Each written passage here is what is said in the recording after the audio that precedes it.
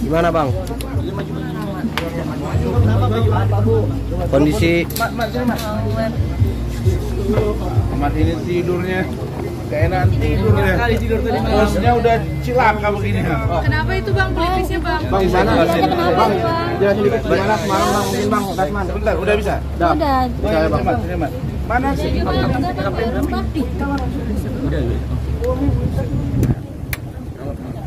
Saya butuh kesaksian dari mereka tadi malam. Cepat Bang. Kuita, cepat Kuita. Halo. Baik. Assalamualaikum warahmatullahi wabarakatuh. Hamdan wa syukurillah, salatan wa salaman ala rasulillah. Selamat siang. Siang Bang. Teman-teman semua media cetak dan elektronik yang saya cintai, yang saya banggakan. Pertama, kedatangan saya siang hari ini adalah dalam rangka memenuhi janji dan memperoleh hasil yang akan disampaikan oleh 4 lembaga pemerintah, yaitu Kemen PPA, KPAI, kemudian unit PPA Polres Jakarta Selatan, dan UPT PPA terkait dengan posisi Laura Mezani Azizoli, apakah masih akan ditempatkan di safe house atau tidak. Dan itu adalah janji Ibu Kanif, kemudian Ibu PPA kepada saya tadi pagi sekitar pukul 6.00. Jadi saya memang harus pulang karena saya belum tidur tadi malam sampai jam 6, dan saya tidak terbiasa begadang dan istri, dan ada kerjaan yang harus dibereskan juga, termasuk juga untuk menyelesaikan urusan loli. Di situ disepakati, Pak Rasman silakan boleh pulang, tapi nanti siang datang lagi. Dan loli lebih daripada 1 jam dibujuk supaya mau ya. Jadi di dalam ruangan Ibu Kanit itu 1 jam lebih. Di luar itu juga di ruang konseling. Jadi kami itu ngurusi loli itu berjam-jam, dan loli tidak mau melepaskan tangannya dari tangan istri saya, Bu Ade. Dia pegang begini. Kenapa? Karena dia mengatakan trauma dengan safe house sekarang. Ini perlu dikritisi. Trauma karena kenapa tuh Bang? Kenapa? Karena dia mengatakan dia bergabung dengan ODGJ, dia bergabung dengan pengidap HIV, bahkan Open BO. Itu dia sampaikan. Dan tidak sekalipun Nikita Mirzani menemui dia. Jadi kalau ada cerita di sini mengatakan bahwa Nikita sudah bertemu dia, bohong. Bohong. Dan saya tanya, apakah kamu yang tidak mau bertemu atau Nikita? Saya sebut nama aja. Dia bilang, sebenarnya saya pun menunggu dia. 1 bulan pertama, 2 bulan pertama, 3 bulan pertama, ternyata tidak pernah datang. Termasuk pengacaranya pun tidak pernah mendampingi saya dalam pemeriksaan. Dan itu dibenarkan oleh PPA di safe house itu. Pertanyaan seriusnya adalah, Kalau ada anak manusia, kemudian dia menghubungi kita, dibuktikan dengan video call, dia sudah minta-minta tolong, menangis, dan kemudian kalau tidak saya bantu biar saya mati saja. Kira-kira kalian harus melakukan apa? Kucing saja di depan mobil kita mau ditabrak, kita pinggirkan.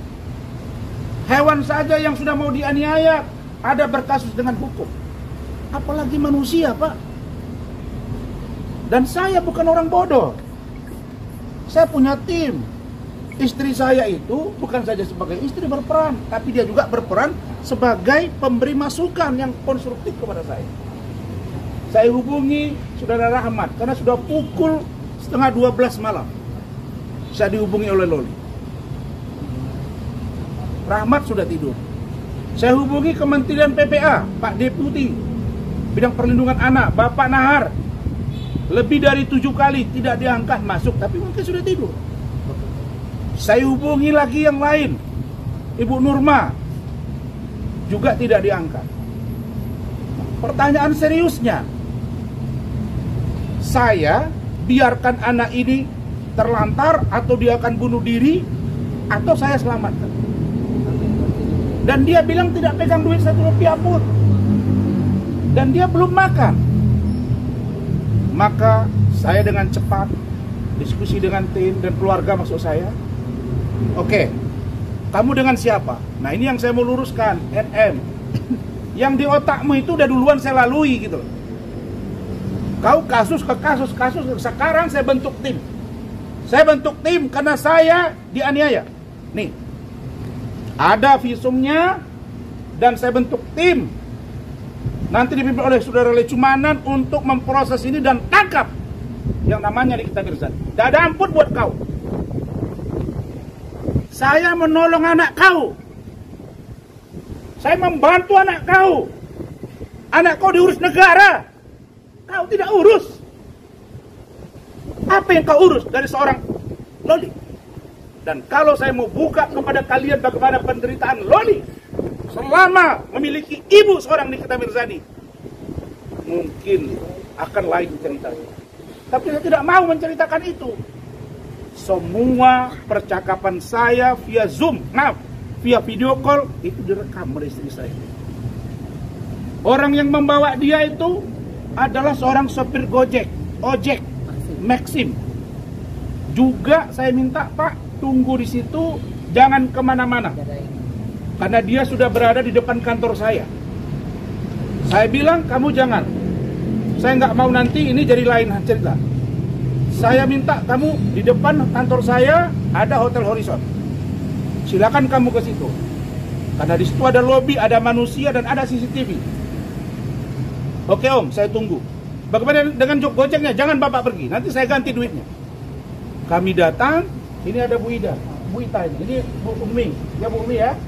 Kemudian ada Bu Ita, ada Pak Sarmo driver saya, ada ini mana Rizky ajudan saya. Kita pergi. Begitu sampai dia berdiri di depan dengan keadaan kusut, saya suruh masuk ke dalam. Dan orang hotel tahu kalau itu adalah Loli. Masuk di dalam, saya duduk, kita siapkan minuman, kita ngobrol. Semua kita rekam. Dia menangis dan tidak ada pilihan, selamatkan saya Om. Kenapa kamu cari saya? Saya yakin Om bisa bantu saya. Tanya dia. Terus, kenapa kamu tahu kantor saya? Om, memang saya nggak dikasih handphone, tapi saya punya TV yang bisa dilihat YouTube-nya. Smart TV. Saya lihat kantor Om di Rasuna Office Park. Saya 3 bulan ada di safe house, kemudian 2 bulan terakhir ini di tempat yang lain. Migran saya kumat, saya udah panik, saya depresi, saya lari. Saya ingat kantor Om. Kemudian dari mana kamu dapat nomor telepon saya? Dia bilang kan ada di situ. Di situ pelang nama Om di depan kantor itu. Oh iya benar juga, banner. Terus ya udah saya minta tolong sama bapak ini. Nah saya bilang, Bapak, betul Bapak bawa dia? Betul Pak. Mana nama Bapak? Ini KTP-nya, ada. KTP-nya sudah kita foto, Bapak itu sudah kita video, dan siap bersaksi bahwa dia memang membawa Loli ke kantor saya. Clear ya? Jadi nggak usah dibilang bahwa saya ada mendesain apapun. Apa yang mau saya culik? Kau nggak usah mutar balikkan fakta. Hah? Anakmu melawan kepada kau, kalau saya dengar ceritanya, jangankan dia, orang lain pun barangkali akan lebih marah kalau memiliki ibu seperti itu. Itu poin satu. Poin yang kedua, saya kemarin dari sidang pengadilan Jakarta Utara, saya pergi ke tempat Alfilim almarhum. Memang saya dengan wartawan sampai tengah 10 malam, dan kita bubar di situ. Wartawan tanya, di mana Bang? Saya lagi ada. Kita lagi urusin begini, di mana? Iya, saya mau pergi. Saya nggak tahu Polres mana segala macam. Terus apa urusannya kalau media tahu? Terus kalian bisa dilarang apa? Nah, sampai di sini. Tapi sebelum sampai di sini, saya berdiskusi dengan Bu Ade. Saya berpikir, apa yang harus saya lakukan? Kemen PPA nggak diangkat. Kalau pergi ke KPAI yang ada security. Kalau ke Polda Metro nanti dikira saya melengkahi. Saya bawa ke Mabes Polri makin tidak nyaman. Bawa ke rumah saya salah. Simpan di kantor saya salah. Saya tahu dia masih di bawah umur. Tapi ingat, umur dia tinggal 4 bulan lagi. 28 Mei dia sudah 18 tahun. Ini kita. Kau pilih anakmu akan jadi bom waktu buat kau, atau kau berbaik-baikan dengan dia. Datang kau ke saya bantu memperbaiki kau dengan dia. Kurang tulus apa saya? Sesampainya di sini, wartawan mewawancara, saya nggak ngomong, hanya diam. Saya kasih sedikit pengertian aja. Saya sampai ke belakang, saya duduk ngobrol. Wartawan datang, tiba-tiba dia nongol, dia marah-marah di luar. Kita lagi konseling, wartawan dimaki-maki, kita dimaki-maki. Saya tanya, ada apa loh? Saya didorong, istri saya dipukul. Kok dia bilang pula kami menganiaya dia? Kalau saya mengeroyok dia, selesai dia. Saya menunggu laki-laki, bukan perempuan, makanya saya diam. Ada videonya, ada semua CCTV kok. Dan saya tidak melakukan perlawanan karena saya merasa tidak mungkin saya dipukuli dia. Saya melerai dia karena menghina istri saya. Dan kami udah capek dihina, dia pukullah saya, maka berdarah. Dan itu di depan Ibu Kanit. Dan itu di depan penyidik. Dan itu di depan wartawan. Dan ada rekamannya lengkap. Saya buat LP, buat visum. Selesai. Nggak ada pilihan. Pak Kapolres, Pak Ade Rahmat, dan Pak Kasareskrim. Tadi malam beliau juga datang dan tidak tidur bersama saya. Ibu Kanit, Kasareskrim yang baru, lihat, Bang, udah Bang. Abang buat visum, dia perintah anak buah buat visum. Saya tadinya berpikir ini apa sih kalau ini sebuah pengorbanan untuk kebaikan Loli. Tidak masalah.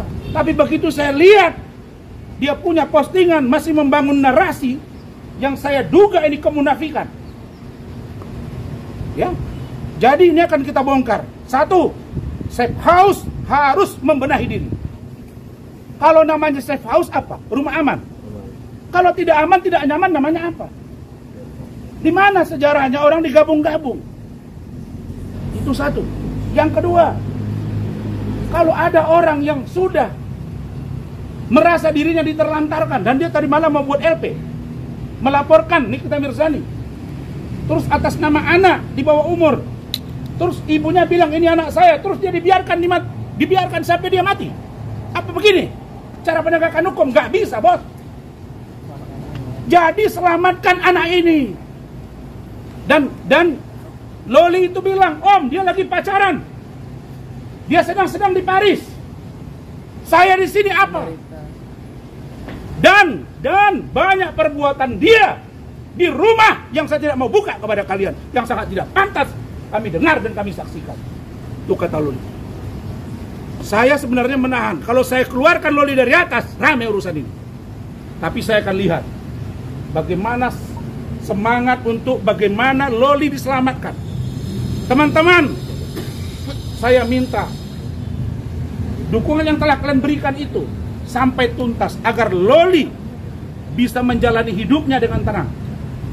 dengan nyaman. Dan 4 bulan ini adalah masa perjuangan yang berat bagi dia.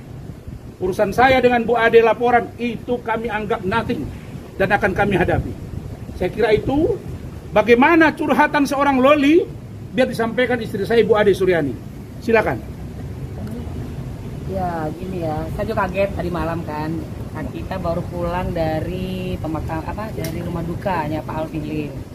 Saya kan mandi tuh bulat sampai jam 10 malam mandi kan, terus gedor-gedor. Mimi ini si Loli nih apa nih nelfon kata gitu. Ah Loli mana? Itu Loli si apa Fadel kata gitu. Loh bukan jadi di safe house. Iya nih lah dia lagi ini nih lagi nungguin nih lagi di kantor. Saya bilang sama Rasman, itu bener nggak Loli? Nanti kita ditipu atau ada yang aneh-aneh, aku bilang gitu. Terus coba deh cek video call lagi. Dia punya handphone dari mana? Handphone itu yang punya Bapak Gojek. Nah di video call sama Bang Rasman, bener dia kan. Baru aku pastiin. Aku video juga tuh. Aku rekam kan. Oh bener nih si Loli nih. Udah nangis kan aku udah gimana gitu. Mati aja. Iya aku kalau nggak ini udah mati aja deh gitu kan. Jadi kami panik juga. Sampai Abang Rambo tuh obatnya ketinggalan, harus minum obat malam-malam itu. Jadi kita langsung pergi gitu loh. Ini juga semua baru datang, biar gini, kita tahu siapa ibunya kan. Ya gimana kan, bahkan kami buat rame-rame taksi kan.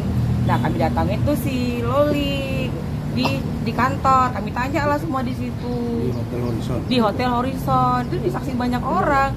Dan saya kaget, saya lucu aja bilang ada ALP, katanya kita penculikan gimana anaknya di sini. Penculikan kita antar baik-baik ke sini tuh, bahkan Loli tuh cerita semuanya, bahkan dia tuh Loli tuh nggak mau ngelepasin saya. Dia tuh gini, gua kenceng banget tanya ibu, bukannya di kamar mandi dia ikut. Loli kamu tenang aja, kamu nggak saya nggak mau ke kamar tante, saya ikut. Nggak mau pisah sama Om Rasman. Nggak mau, saya nggak mau Om, tolong selamatin saya kayak dengan gitu. Menangis. Ya nangis, dia cerita semuanya bagaimana dia di rumah adik-adik. Aduh, saya sebagai Miris. ibu ya kaget. Selama ini jujur ya saya tuh respect loh sebenarnya sama ibunya, all out sama anaknya, seorang ibu tunggal gitu kan, single mom. Tapi begitu saya lihat Loli ini, wah kacau bener deh. Saya juga seorang ibu ya, waduh kok begini. Nah kami di ruang konsul kan, sambil ini cari solusi ini gimana nih. Loli nggak mau lepas, Loli nggak mau ditinggal sama kita mau serahin ke sini kan. Udah kamu di sini aman ini, enggak mau kita cari solusi. Tiba-tiba datang tuh ibunya. Perhatian ditujukan kepada Tanggal CNM kesini kan marah-marah, nunjuk ke ini nih siapa saya nggak tahu. Tuh begitu keributan lah di luar kan. Ada apa ini? Berwala Bang Rasman kan dengan itikat baik, maksudnya gini, meredam gitu loh. Maksudnya Bang Rasman ini ada apa sih? Ayo kita ngobrol baik-baik gitu loh. Ada apa ini? Bang Rasman ini pengen menyatukan si anak dengan ibunya tadinya loh. Ini enggak, kita buat apa sih? Nggak ada untungnya kita di sini gitu loh. Udah gitu, tahu dia gini. Dia gini dengan balon yang gede dibawanya itu kayak balon ya, nggak tahu gede. Dia gini. Deket-deket gini gitu. Kan? Ini ada apa kayak menyerang-nyerang tuh saya tutupin dong gini kan. Dia napas gitu ke muka Bang Rasman. Dan tutupin gini. Ada apa ini? Kok gitu? Waktu dipukul ketok kepala gua. Hah? Shock dong aku kan, loh kok kepala aku dipukul gitu, ada apa gitu kan. Terus aku diam nih, aku bilang sama saksi sama ibu itu loh, ada ibu kanik di dalam tuh rame orang banyak. Bu kok aku dipukul? Ya Allah Bu, ibu tuh ibu kanik yang dalam itu kasihan sama aku. Kasihan ya kok jadi aku kena imbas gitu kan, kok jadi aku dipukul kan, kita nyelamatin anaknya, bilang gitu kan. Jam 12 malam, saat jam 1 malam, pokoknya kami tuh aduh nggak tahu capek sekali. Bukannya nanya baik-baik untuk kan ada apa, ini nggak langsung gotak kepalaku pak gitu kan, kaget loh sampai apa ini gitu. Terus udah kita redam nih, aku masih nahan diri kan, redam di dalam. Bang Salman keluar habis toilet ya, duduklah di situ, maksudnya pengen lagi nih, pengen lagi baik-baik, ngomong baik-baik. Ini gimana nih? Oh dia kayaknya apa ya, kayak besar kepala, kayak apa gimana, perempuan sama laki-laki ya, laki-laki mesti ngalah dong kan, kecuali perempuan sama perempuan, laki sama laki-laki. Terus saya keluar kan, misalnya saya bilang, kamu kenapa pukul saya bilang sama si NM, lo kenapa pukul gue gitu kan, kenapa tabok kepala gue. Oh dia nyerang saya gini, datang-datangin lagi-lagi, mulutnya ke sini, ke depan mata aku, di depan muka aku. Bau lah, kan enggak lah kan gitu kan. Terus aku mundur kan. Terus aku didorong sama gini-gininya gitu kan. Ya udah terjadi, aku datang rame lah. Terjadi dorongan, dan rame lah semua polisi ngelerai, Rasman buat ada apa kok begini. Udah Bang Malik tonjok. Gitu. Jadi untuk ini kedatangan saya ini adalah satu, ini konfirmasi hasil kesepakatan. Apa kesepakatannya nanti disampaikan. Tetapi kenapa saya bisa pulang dengan keluarga? Karena komitmen dari Ibu Kanit dan PPA. Apa itu? Satu, hari ini ada keputusan kemana Loli ditempatkan. Yang kedua, Loli tidak mau ditemui di Nikita Mirzani. Itu poinnya. Nah, kita lihat nanti. Kita lihat seperti apa, saya akan info kawan-kawan semua. Saya kira itu cukup.